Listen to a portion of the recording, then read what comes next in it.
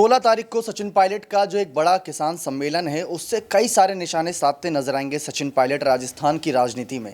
2003, 2013 ये वो साल थे जब कांग्रेस पार्टी को मुंह की खानी पड़ी। भारतीय जनता पार्टी ने अपना परचम लहराया, यानी जो रिवाज चलता आ रहा था तो वो रिवाज चलता ही रहा।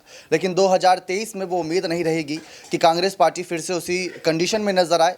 10 साल में भी अगर कांग्रेस पार्टी ने कुछ नहीं बदला तो यहाँ पर उनके हाथ भी कुछ लगता नजर नहीं आएगा इस बार के विधानसभा चुनाव में। नमस्कार, आप देख रहे हैं नेक्स्ट 9 न्यूज़ में हूँ आपके साथ दीपक गुप्ता। सचिन पायलट की लगातार रैलियों को लेकर यहाँ पर कई सारे ऐलान होते नजर आ रहे हैं। हनुमान बेनीवाल ने राजस्थान की सियासी सत्ता को तब हिलाया जब उन्होंने सचिन पायलट को खुला ऑफर दिया कि आप अपनी नई पार्टी बनाइए, हमारे साथ आइए, हम आपको समर्थन देंगे। क्योंकि हनुमान बेनीवाल जानते हैं कि जिसको जहाँ पर अधिकार नहीं मिल रहे, बड़े पद नहीं मिल रहे, वो व्यक्ति वहाँ पर क्या करेगा रुक कर। और जब तब नहीं मिला जब सरकार उनकी चल रही थी। 4 साल गहलोत सरकार को हो गए, लेकिन उन्होंने डिप्टी सीएम पद से इस्तीफा दिया, प्रदेश अध्यक्ष पद से इस्तीफा दिया। प्रदेश अध्यक्ष पद को लेकर फिर से चर्चाएं शुरू हो गई। लेकिन सचिन पायलट की एक बार फिर से इंटेंशन नजर आ रही है एक साथ लाने की। 2013 में चुनाव हार गई थी कांग्रेस पार्टी। पायलट तब भी पार्टी के साथ थे। पायलट शुरुआत से ही पार्टी के साथ थे क्योंकि उनके पिता राजेश पायलट पार्टी का एक अहम हिस्सा रहे, लेकिन कभी कैबिनेट में उन्हें जगह नहीं मिली। ऐसा मलुक नागर ने भी सांसद के अंदर आवाज उठाई थी कि सचिन पायलट के पिता राजेश पायलट गुर्जरों के भगवान थे, उन्हें कभी कैबिनेट में जगह नहीं दी गई। सचिन पायलट को मुख्यमंत्री पद नहीं दिया जा रहा, उनके साथ नाइंसाफी हो रही है। या तो वो पद छोड़े गहलोत या तो पार्टी छोड़ के चले जाएं। ये बात सांसद मलुक नागर ने उठाई थी।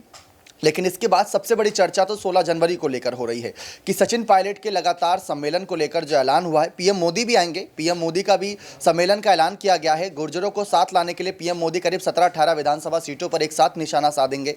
लेकिन पीएम मोदी की रैली तो होगी, उससे पहले सचिन पायलट बजट जो 23 तारीख को आएगा, उससे पहले 16 तारीख को ये एक बड़ा प्रदर्शन दिखाएंगे। राहुल गांधी से मुलाकात करी थी, लेकिन सबसे बड़ा उनका निशाना क्या रहेगा? जैसा कि हमने कहा, 2003 में कांग्रेस पार्टी बिल्कुल बैकफुट पर चली गई थी, 2013 में भी वही हाल हुआ। लेकिन 2013 के बाद से जो 14, 15, 16, 17 ये साल जो थे, ये बहुत इंपॉर्टेंट थे और बहुत क्रूशियल थे, क्योंकि 21 विधानसभा सीटों पर स्टैंड कर रही कांग्रेस पार्टी को उठाकर 102 के करीब यहां पर ले गए पायलट। गहलोत ने भी मेहनत करी थी, ऐसी बात नहीं है, गहलोत ने लगातार बैठ के करी थी। लेकिन अगर गहलोत की मेहनत हुई होती तो 2013 में पार्टी हारी नहीं होती, ये बात सब कोई जानता है। 2003 में नहीं हारी होती, तो ये बात चर्चाओं का विषय बनी हुई है। जिस तरीके से गहलोत ने मेहनत करी, उनकी मेहनत रंग नहीं लाई, लेकिन जब पायलट ने मेहनत करी, वो एकता के उस बंधन में बांधने में कामयाब रहे उन नेताओं को जो पार्टी छोड़कर जा रहे थे। वो भी ऐसे समय जब मोदी लहर चल रही थी, बीजेपी खुले ऑफर दे रही थी। यहां तक कि कई बार ये कहा गया 50 करोड़ तक का ऑफर दिया गया था। खुद गहलोत ने यह बात कही थी, उनके पर्चे पर भी लिखा दिखा था जब सोनिया गांधी से मुलाकात करने गए थे।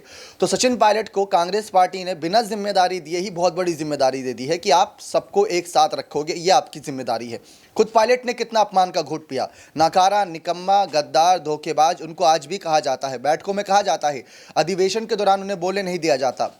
और जब बड़ी जनसभाएं होती है तो पायलट का 3 मिनट का भाषण, गहलोत का 30 मिनट का भाषण होता है। आखिर ऐसा क्यों? क्या पायलट के अंदर वो काबिलियत नहीं है? तो पायलट के साथ कहीं ना कहीं नाइंसाफी होती है, ऐसा विपक्षी पार्टियां कहना। लेकिन पायलट कदम कदम पर अपने आप को साबित कर रहे हैं और वो जानते हैं कि कांग्रेस पार्टी आज नहीं तो कल फिर से स्टैंड करती नजर आएगी। और हो सकता है कि अगर इस बार राजस्थान विधानसभा चुनाव उनके चेहरे पर लड़े गए या इसी दमखम के साथ लड़े गए तो रिवाज भी टूटता नजर आएगा। अब देखते हैं क्या होता है। हनुमान बेनीवाल के खिलाफ जो उतर रहे हैं सचिन पायलट, उनके गढ़ में जो हुंकार भरते नजर आएंगे। हनुमान बेनीवाल जो राष्ट्रीय लोकतांत्रिक पार्टी के बड़े नेता माने जाते हैं, कैसे हनुमान बेनीवाल पायलट को अपने साथ लाने में कामयाब रहेंगे। बने रहिए चैनल के साथ। ऐसी और तमाम जानकारियों के लिए बहुत बहुत धन्यवाद।